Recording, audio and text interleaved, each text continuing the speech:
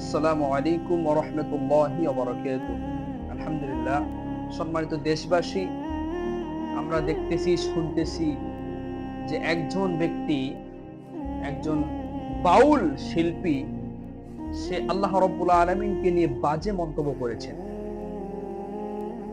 এমন এমন নিকৃষ্ট কথা বলেছেন আল্লাহ তাআলাকে নিয়ে, আমরা মুসলমান ঈমানদার হয়ে এটা মেনে নিতে পারতেছি না। সেই বাউল, সেই ফাউল, সেই প্রসাদ শিল্পী আল্লাহ তাআলাকে নিয়ে এত বাজে বাজে নিকৃষ্ট কথা বলেছেন। আমরা ডক্টর ইউনূস সরকারকে বলতে চাই, তাকে শুধু জেলে গ্রেফতার করে জেলে রাখলে হবে না, তাকে মৃত্যুদণ্ড দিতে হবে, তাকে ফাঁসি দিতে হবে। আমাদের এটা দাবি। কেননা সে এত বাজে বাজে কথা বলেছেন। আল্লাহ তাআলা নাকি এক মুখ দিয়ে হাজারটা কথা বলে, এবং সূরা নাস, কুল আউযু বিরাব্বিন নাস, মালিকিন নাস, ইলাহিন নাস, আল্লাহ তাআলা এখানে এত নাস কেন বলেছেন? আল্লাহ তাআলা নাকি নাচতে বলেছেন। নাউজুবিল্লাহ। এমন এমন শব্দ, এমন এমন কথা বলেছেন। আমরা তদন্ত করে পেয়েছি সেই বাউল সরকার ক্লাস 4 পর্যন্ত পড়ছে।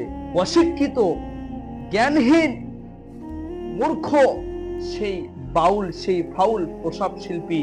আজকে আমরা জানি যে বাউলের বাংলা অর্থ হচ্ছে প্রসাব। এত নিকৃষ্ট তারা যে আল্লাহ তাআলাকে নিয়ে বাজে মন্তব্য করেছেন। এবং সূরা নাস, কুল আউযু বিরাব্বিন নাস, মালিকিন নাস, ইলাহিন নাস, আল্লাহ তাআলা এত নাস কেন বলেছেন?